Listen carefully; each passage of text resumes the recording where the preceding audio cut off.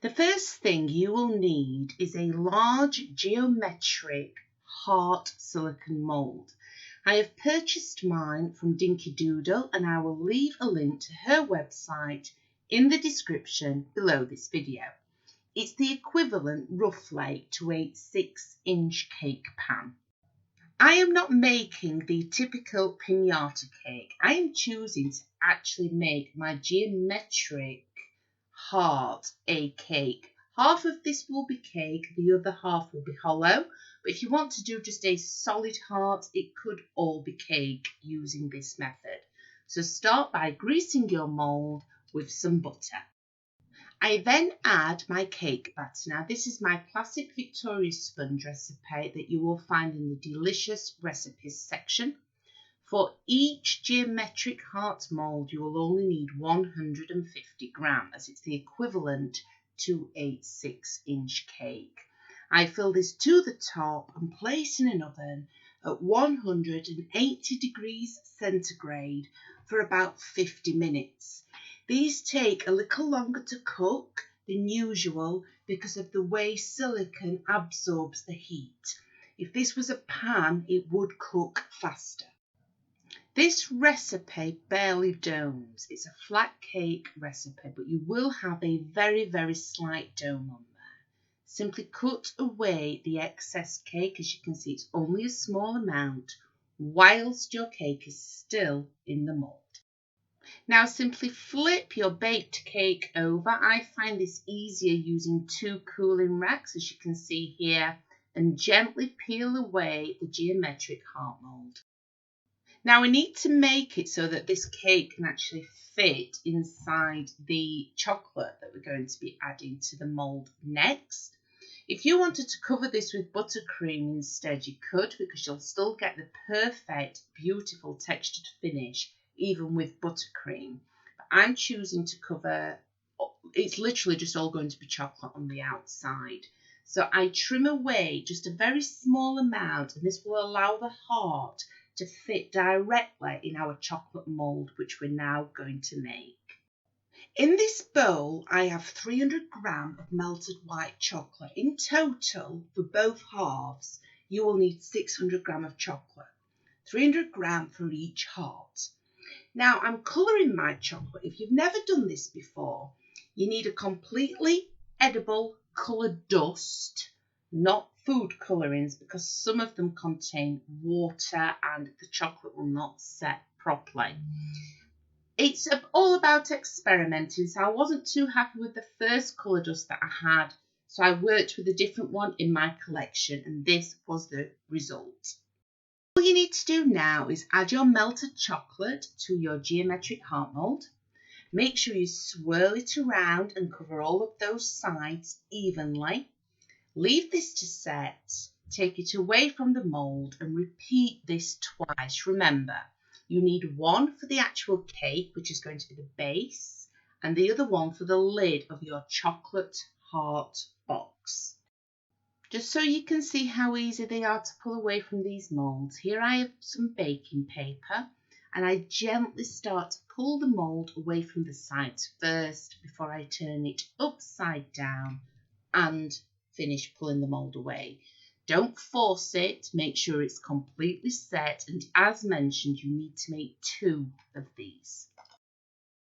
So this one has already been released from the mould and then I've placed it back in there. You do this to make sure that it does not stick.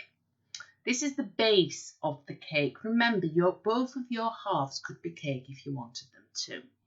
I add buttercream first and then the carved heart cake.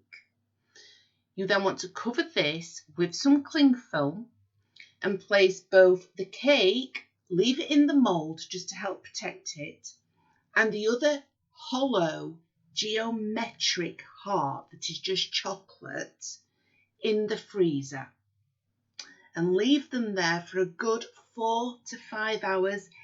If not, preferably leave them overnight. I'm now going to show you how to create that really effective velvet effect. This is actually chocolate, it's cocoa butter. but it has to be used on an item that is frozen. This is why you need to freeze both the cake and the lid. You then need to follow the instructions on whichever product you purchase. This is the velvet spray that I'm using, and I have placed it in a bag of warm water, and I actually measured the temperature of the water first, so it was 35 degrees centigrade. It comes out so easily. You just spray it about 20 to 30 centimetres away from the item in question. You can spray as much as you want on there. The more you spray, the more velvety it will look and the more texture that will be on there. Then it takes, on average, about 4 hours to completely set. And it really is as easy as that. These velvet sprays have become so popular just because of the effectiveness that they create on your cakes, your chocolates, your mousses, all sorts. As long as the item can be frozen first, cakes can be frozen, you can even do it on mirror glazed cakes. They look absolutely amazing. Simply keep on spraying until you get that perfect covering, and then you need to leave both the lid, which is hollow, and the one with the cake in to one side, just to allow them to set. For the chocolates, I've just got a box of dairy box. You can use anything you want, and these fantastic, again, this is chocolate by Dinky Doodle, but it's a lovely metallic pink sherbet colour. So all I do here is just add a little bit of pink. Pinks and blues work together beautifully. Follow the instructions on the actual Dinky Doodle drip. These are available from the same website as the large geometric moulds that you will be using for this tutorial. So I will leave a link to Dawn Butler's official website in the description below this video. Just be as creative as you want, and there's loads of different colours available. I also add a small amount of the chocolate drip directly to the hollow lid for my chocolate cake box. So I left both pieces to set. Here I've added the cake part, and now I simply add the chocolates to the top.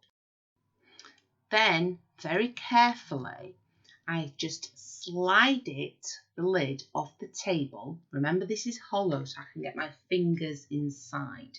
I didn't allow the full 4 hours for it to set. Just look at that beautiful effect, though, that it leaves.